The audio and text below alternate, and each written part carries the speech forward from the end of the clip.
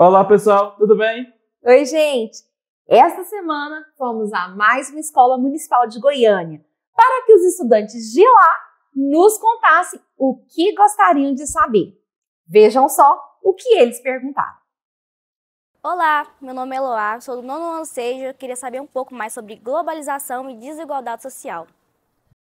E para responder a pergunta dele, fizemos o quadro de hoje com o tema a economia, a globalização e os problemas ambientais.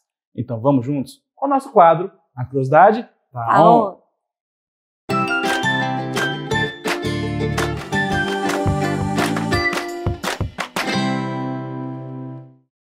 A desigualdade social, a mobilidade social e a precarização do trabalho são questões centrais na geografia econômica e social do Brasil. Esses fenômenos estão interligados e refletem as profundas disparidades que marcam a estrutura socioeconômica do nosso país. E para entender essa relação, é importante analisar como esses aspectos se desenvolvem no contexto brasileiro e suas implicações para a população. A desigualdade social no Brasil é uma das mais altas do mundo, resultado de um processo histórico que combinava a concentração de renda, a desigualdade no acesso à educação e os serviços básicos. É a herança de um sistema econômico que perpetua as disparidades. O acesso desigual à educação de qualidade e as oportunidades de emprego restringem a possibilidade de ascensão social para as camadas mais pobres da população. Isso afeta, Gabi, diretamente a qualidade profissional da população brasileira, acarretando a falta de profissionais e a ampliação de trabalhos precarizados. No Brasil, Gabriel, a precarização do trabalho tem se intensificado nas últimas décadas, especialmente após as reformas trabalhistas de 2017. Isso mesmo, Gabi. Essas reformas flexibilizaram as relações de trabalho, permitindo formas de contratação mais precárias, com o trabalho intermitente, o aumento da informalização e a redução de direitos trabalhistas. Trabalhadores em empregos precários têm menos chances de ascender economicamente, pois esses trabalhos geralmente oferecem salários baixos, pouca ou nenhuma perspectiva de crescimento profissional e ausência de benefícios. Isso aí cria um ciclo vicioso, onde a falta de oportunidades e a precarização do trabalho impedem a ascensão social, perpetuando assim a desigualdade. E para entender um pouco mais sobre a desigualdade social, a economia e o trabalho, acompanharemos juntos a 2 vídeos do canal do YouTube GeoIlustrado. No vídeo de hoje, nós vamos falar sobre desigualdade social, estratificação social e mobilidade social, assuntos que estão diretamente relacionados. Isso de forma ilustrada e direto ao ponto, como já é marca registrada aqui do canal. Então bora lá pro vídeo. E aí pessoal, beleza? Tudo certo? Eu sou o Paulo, professor de Geografia e sejam todos muito bem-vindos aqui à GeoIlustrada. Nosso assunto de hoje, desigualdade social. Então bora lá pro vídeo. Bom, geralmente quando pensamos em desigualdade social, o que vem à mente é a distribuição desigual da renda. Porém, ela não se resume apenas a isso. Dentro de uma perspectiva mais ampla, podemos enxergar a desigualdade social como a diferenciação geral entre as distintas camadas sociais. E essas diferenciações podem ser de diversas ordens: econômica, política, de gênero, de cor, dentre outras. Geralmente, a desigualdade é delimitada em 3 grupos principais: a econômica, a social e a política. Porém, mesmo sendo 3 grupos, não pensem que eles ocorrem separadamente. Ao contrário, pois eles estão intrinsecamente relacionados, ocorrendo em conjunto e se reforçando mutuamente, numa espécie de relação cíclica. Relação cíclica? O que é isso, professor? Pense comigo. Os filhos de uma família que se encontram numa situação de extrema pobreza estarão sujeitos a muitas situações adversas, como, por exemplo, situações de insegurança alimentar, não conseguirão frequentar boas escolas, isso quando conseguem frequentar a escola. pois muitas vezes precisam trabalhar desde muito cedo para complementar a renda familiar. Então, muito provavelmente, essas crianças, ao crescerem, terão que se sujeitar a subempregos, perpetuando assim o ciclo de pobreza. Em contrapartida, os filhos de pais ricos não têm essa preocupação, como não saber se terão ou não o que comer quando chegar em casa, têm sempre acesso aos melhores serviços de saúde e de educação, não têm a preocupação de serem obrigados a trabalhar ainda crianças. Dessa maneira, a probabilidade dessa criança crescer e ter acesso aos melhores empregos é muito maior do que a do primeiro caso, sem contar que ela ainda terá acesso à herança dos pais, não é mesmo? O que acaba por perpetuar esse ciclo de riqueza.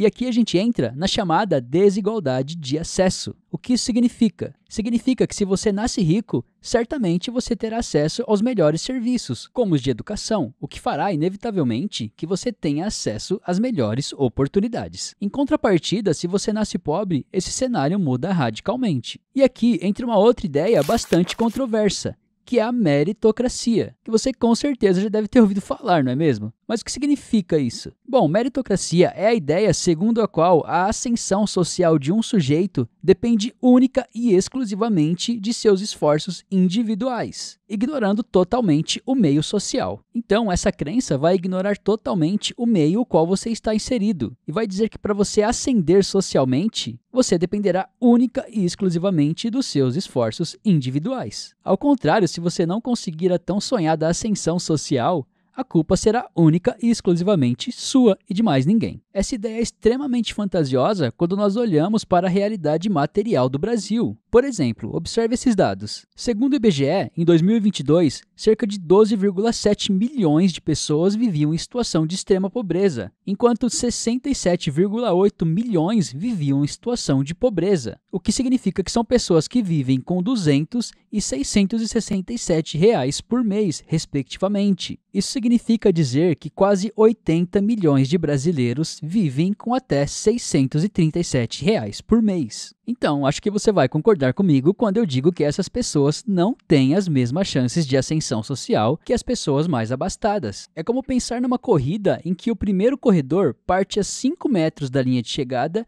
e o segundo parte a 5 quilômetros. Quem vai chegar primeiro? A resposta é bem óbvia, não é mesmo? Dito isso, bora lá para a parte final do vídeo, estratificação social e mobilidade social. Mas antes disso, like se você estiver curtindo o vídeo, compartilha aí também para fortalecer, sem mais perda de tempo, então bora lá. Estratificação social. O que vem a ser a estratificação social? Sucintamente, ela é a divisão da sociedade em estratos ou em camadas. Aquela famosa pirâmide social que você já deve ter visto muito na escola. Mas o que você precisa saber é que essa delimitação vai ser diferente de acordo com a sociedade que nós estejamos pensando. Por exemplo, na sociedade feudal da Europa da Idade Média, nós tínhamos lá na base da pirâmide os servos, depois vinham os artesãos, comerciantes e lá no alto o clero e a nobreza. Agora, se nós pensarmos na pirâmide social da sociedade capitalista, isso muda um pouco, porque a delimitação acontece em classes sociais, de acordo principalmente com a renda. E aqui eu gostaria de abordar bem sucintamente as concepções de Marx e de Durkheim. Bom, Marx vai dizer que a estratificação social dentro do capitalismo está ligada à divisão social do trabalho, o proletariado e a burguesia. Grosseiramente, o funcionário e o patrão. Lembrando que eu tenho um vídeo falando exclusivamente disso. Vou deixar o link aqui na descrição e o card está aparecendo na tela aqui também. Já Durkheim vai trazer uma ideia bastante interessante sobre essa análise da estratificação social, que é a ideia da importância das profissões, que está ligada essencialmente à remuneração e ao status social. Por exemplo, a profissão médico tem um status social muito mais elevado do que a profissão pedreiro ou do que a profissão professor, por exemplo. Então, esses profissionais se inserem numa situação social mais elevada. E a ideia de mobilidade social está diretamente relacionada a isso.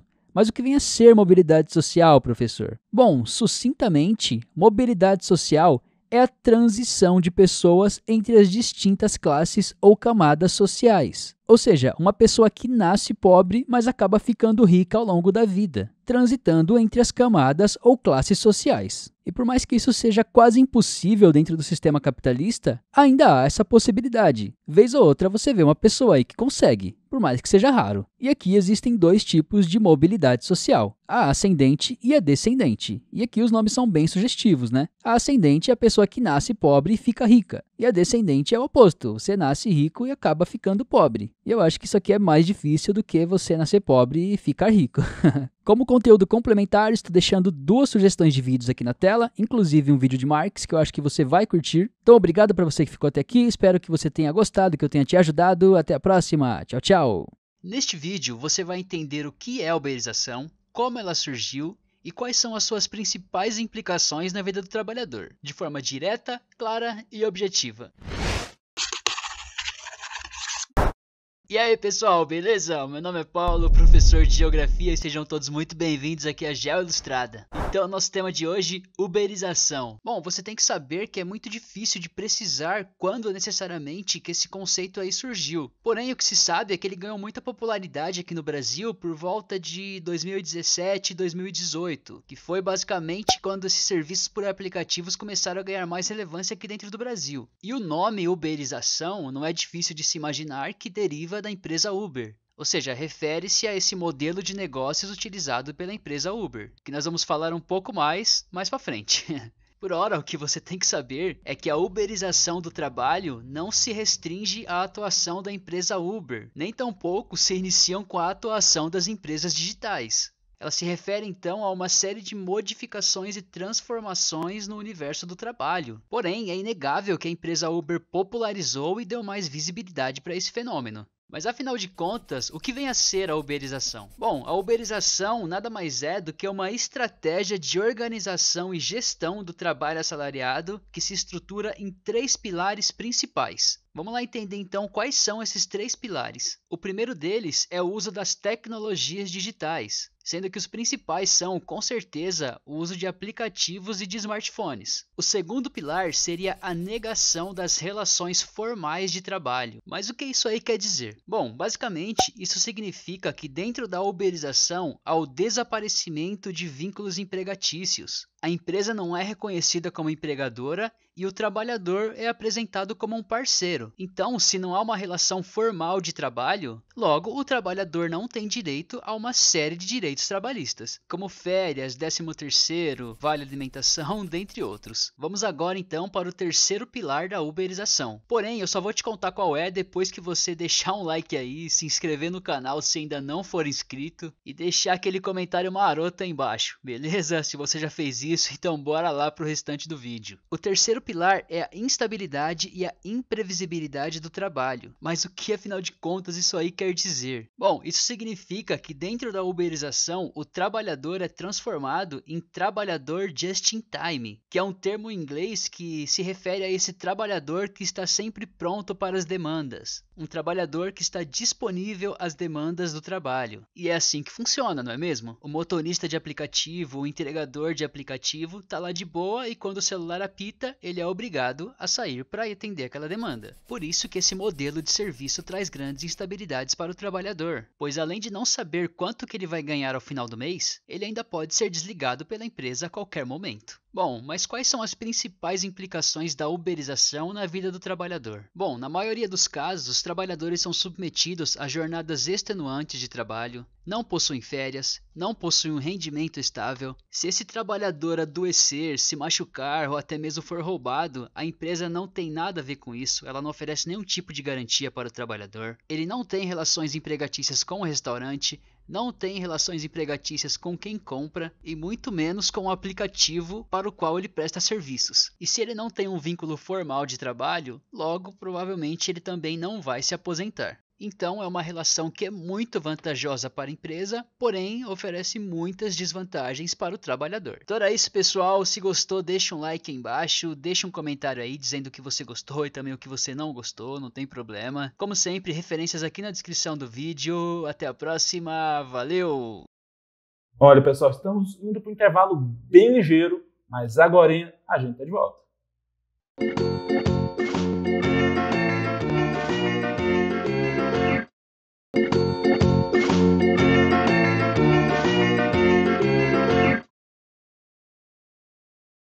Estamos de volta e continuaremos com curiosidade de hoje. E assim, agora abordaremos 2 assuntos bem interessantes, viu? E são interligados e afetam diretamente o nosso cotidiano, que é o processo de globalização e o aquecimento global, viu, Gabi? Isso aí, Gabriel. A globalização é um processo histórico que tem intensificado as interações econômicas, culturais e políticas entre as nações. Esse fenômeno, impulsionado pelo avanço das tecnologias de comunicação e transporte, conectou o mundo de uma forma sem precedentes, viu, Gabi? No entanto, com os benefícios de uma economia global integrada, surgiram desafios ambientais significativos, entre eles o aquecimento global. Isso aí, com a globalização, houve um aumento na produção e no consumo em escala mundial. A demanda crescente por produtos e serviços gerou uma intensificação da exploração dos recursos naturais, como petróleo, carvão e florestas. E sim, além disso, a produção em massa e o transporte global de mercadorias resultaram em um aumento significativo das emissões de gases do efeito estufa, como o dióxido de carbono e o metano. E esses gases são os principais responsáveis pelo aquecimento global, por intensificar o efeito estufa, um processo natural que mantém a Terra aquecida. E assim, para a gente entender um pouco mais sobre a globalização e o aquecimento global, acompanharemos agora, juntos, 2 vídeos do canal do YouTube Geo Ilustrada. Bora lá? Hoje nós vamos ver o que é globalização de uma forma rápida, clara e objetiva, igual essa introdução aqui. E aí pessoal, tranquilo? Meu nome é Paulo, professor de Geografia, e você está aqui comigo na Geo Ilustrada. O tema do vídeo de hoje é globalização.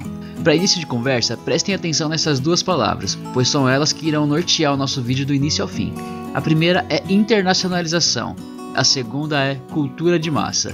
Fiquem com essas duas palavras na cabeça porque eu vou explicá-las no decorrer do vídeo e elas são fundamentais para que vocês entendam o que é a globalização. Mas antes disso, vamos conhecer uma das definições mais aceitas do que é a globalização, que é processos que promovem a interconexão internacional, aumentando o fluxo de comércio, investimento e comunicação entre as nações. Se ficou confuso, relaxa porque eu vou explicar isso no decorrer do vídeo e vai ficar tudo claro como água para você. Mas sabia que você já sabe o que é globalização e provavelmente nem sabe que sabe? Por que isso? Eu explico. Preste atenção na roupa que você está usando, na sua camiseta, no seu tênis. Provavelmente as marcas dessas roupas não são nacionais, são de empresas estrangeiras. Você provavelmente está me assistindo neste vídeo através de um celular ou de um computador. Aparelhos estes que integram você ao resto do mundo. Se você quiser, você pode ter um amigo no Canadá, um amigo na China, um amigo no México, em qualquer parte do mundo. E esse é justamente um dos preceitos principais da globalização, ou seja, um mundo sem fronteiras, onde as relações internacionais e interpessoais são extremamente facilitadas. Você sabe como que é o nome disso? Sabe sim, porque eu disse lá atrás. Isso mesmo, internacionalização. Uma daquelas duas palavrinhas que eu disse que seriam extremamente importantes pra gente. Agora vamos conhecer a próxima, que é ainda mais importante, que é a cultura de massa. Mas antes disso, já sabe, né? Se estiver curtindo o vídeo, deixa um like aí embaixo, não te custa nada e é muito importante pra mim, tá bom? Se inscreva aí no canal se ainda não é inscrito, ative o sininho aí pra você não perder os próximos vídeos. Compartilhe com seus amigos, com seus alunos. Sem mais delonga, vambora pro resto do vídeo. Você já ouviu falar da aldeia global? Bom, este é um dos termos utilizados para definir a globalização e que refere-se também à cultura de massa que eu disse lá atrás pra vocês. Mas o que afinal de contas é isso? Bom, quais são as músicas que você ouve? Quais são os filmes que você assiste? Quais são os livros que você lê? Estas mesmas músicas, filmes e livros são consumidas não apenas por você aqui no Brasil ou em qualquer país que você esteja, mas são consumidas por diversas outras partes do mundo, assim como você pode ver na ilustração. Isso gera uma massificação dos produtos culturais que são consumidos pela população de uma forma global, gerando uma espécie de consumo em massa, que se refletem não apenas nos produtos físicos que nós consumimos, como também nos produtos intelectuais e culturais. Isso é o consumo de massa ou a cultura de massa. Então é isso, espero que você tenha gostado do vídeo e principalmente que você tenha aprendido. Se restou alguma dúvida, deixa aqui embaixo nos comentários que eu respondo, beleza? Então é isso, deixa aquele like maroto aí embaixo, até a próxima, tchau! No vídeo de hoje nós vamos falar sobre o efeito estufa, o aquecimento global e as mudanças climáticas, com foco no que são, nas suas causas e também as suas consequências. Tudo isso de forma ilustrada e direto ao ponto. Então bora lá comigo!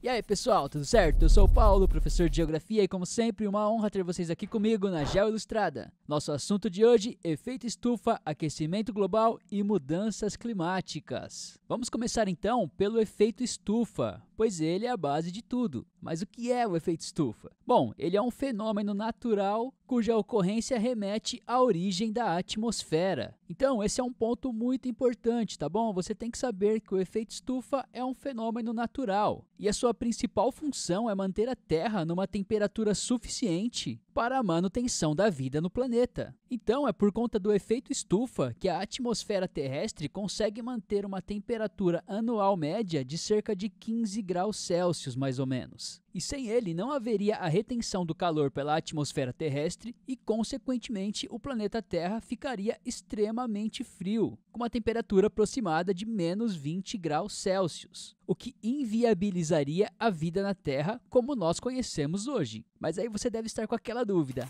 Ah, professor, como que funciona o efeito estufa? Observe aí esse esqueminha sintético que eu desenhei. A radiação solar emitida pelo Sol e que chega até a superfície terrestre é absorvida por essa superfície e conforme ela vai perdendo calor, essa energia é irradiada novamente até a atmosfera terrestre, mas agora, em sua maioria, ela é absorvida pelos gases de efeito estufa, conservando dessa maneira o calor na Terra. E esse fenômeno aí é chamado de efeito estufa porque ele funciona de uma forma similar às estufas que são utilizadas para o cultivo de plantas, de hortaliças, de diversas naturezas. Ou seja, a estrutura de uma estufa, geralmente de vidro, permite a entrada da radiação solar por meio das ondas curtas, que é absorvida pelas plantas, pelos objetos que estão ali dentro, mas não permite a saída desse calor, que é irradiado por meio das ondas longas, mantendo assim o calor dentro da estufa. Bem tranquilo isso, né? Mas vamos falar agora dos principais gases de efeito estufa. E sobre isso, por mais que o vapor d'água possua grande importância para a conservação do calor na atmosfera terrestre, os que realmente são um problema são aqueles que são liberados pela ação antrópica, ou seja, por intermédio da ação humana.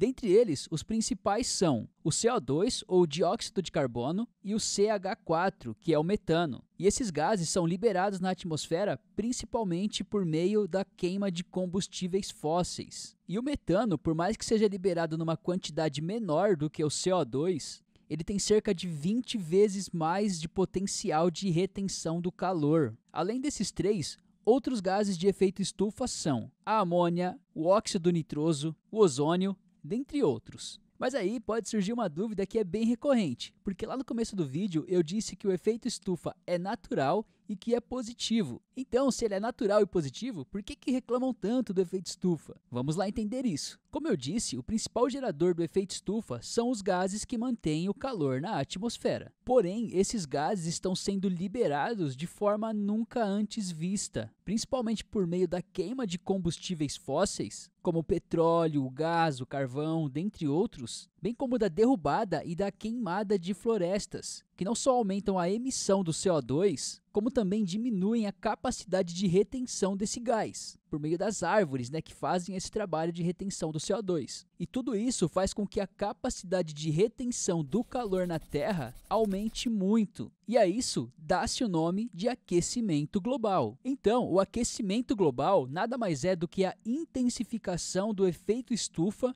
por meio da ação antrópica. Para você entender isso, pense nesse exemplo. Imagine que você está com frio. Aí você vai e coloca uma blusa, aí você fica tranquilo. Aí você vai e coloca outra blusa, já começa a bater um calorzinho. Aí você coloca outra e outra blusa, aí você já começa a ficar com calor. Então, basicamente, o aquecimento global acontece porque o ser humano está colocando mais e mais blusas no planeta Terra. Bom, eu espero que por meio desse exemplo aí você tenha conseguido entender esse processo. Vamos agora então falar de algumas evidências e consequências do aquecimento global. Mas antes disso, se este vídeo estiver te ajudando, já deixa aquele like aí para fortalecer o trabalho, que isso ajuda muito aqui na divulgação do vídeo. Comente aí o que você gostou, o que você também não gostou, que isso também ajuda demais. Então, sem mais delongas, bora lá para a parte final do vídeo. Bom, no que tange as evidências e consequências do aquecimento global, eu trago aqui alguns exemplos. O primeiro deles é o derretimento das calotas polares, que trouxeram um aumento de cerca de 10 centímetros no nível do mar no último século.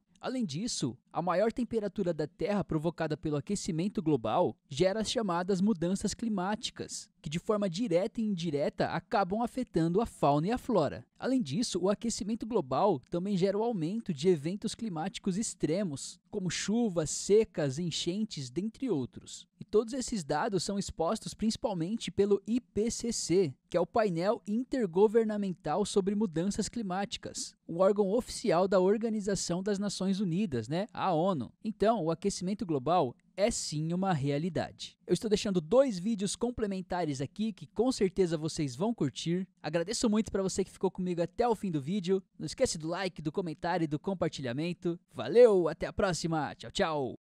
Pessoal, eu quero agradecer ao professor Paulo, do canal do YouTube Geo Ilustrada, pela colaboração e peço que se inscreva no canal dele, curta, assista os vídeos. É bem legal, viu? E agora chegou a hora do Você Sabia com o professor Ailton.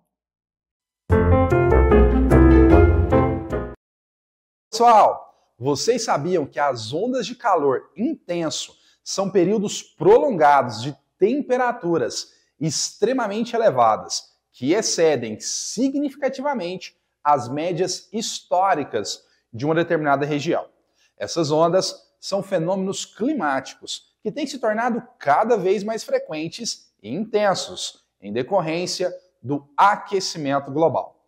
As ondas de calor podem durar dias ou semanas e são particularmente perigosas porque colocam em risco a saúde humana, afetando principalmente idosos, crianças e pessoas com condições de saúde pré-existentes.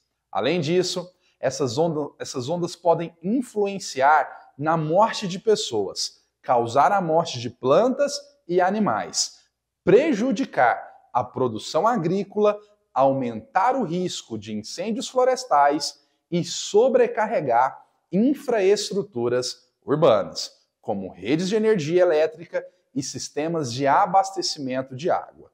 O aquecimento global está diretamente ligado ao aumento da frequência e da intensidade das ondas de calor. À medida que as temperaturas médias globais sobem, as chances de ocorrência de extremos de calor também aumentam. A elevação da temperatura média da superfície da Terra contribui para a formação de áreas de alta pressão atmosférica, responsáveis por manter o ar quente retido sobre uma região por um período prolongado. Esse bloqueio atmosférico impede que as frentes frias cheguem a essas áreas, prolongando e intensificando as ondas de calor. Então, pessoal, bora tomar muito cuidado, pois esse ano de 2024 já tivemos algumas ondas de calor bem fortes em Goiás e provavelmente teremos mais até o final do ano. Sendo assim, se cuidem, bebam bastante água e usem protetor solar. Até a próxima! Obrigado pela participação, Ailton. A curiosidade foi bem massa, viu? E para ampliar as possibilidades de desenvolver as habilidades, vamos para a nossa hora da atividade, com a professora Andriele. Andriele, é com você.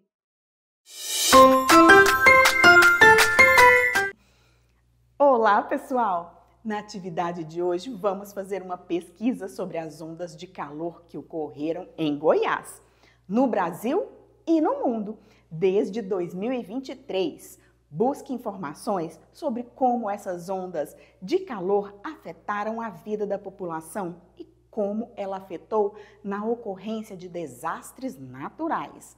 Após essa pesquisa inicial, desenvolva um plano de contenção que possibilite minimizar os problemas oriundos das ondas de calor. Crie ações, intervenções, projetos que qualifiquem a qualidade de vida da população. Assim que finalizar a produção do plano de contenção, dialogue com seus colegas e professores sobre o assunto. Espero que tenham gostado e até a próxima atividade. Obrigada, Andriele. Gabriel, estamos chegando ao fim. Espero que tenham gostado do nosso programa de hoje. Isso aí, Gabi. Não se esqueça de acessar o nosso portal Conhecer Escola para ter mais acesso a vídeos, e propósito de atividade. Sobre esse tema que falamos hoje, e muitos mais. Então basta acessar o site aqui na sua telinha, junto com esse QR Code. Então vamos lá, www.sme.uenia.gov.br/Conexão Escola. Tchau! Tchau, gente!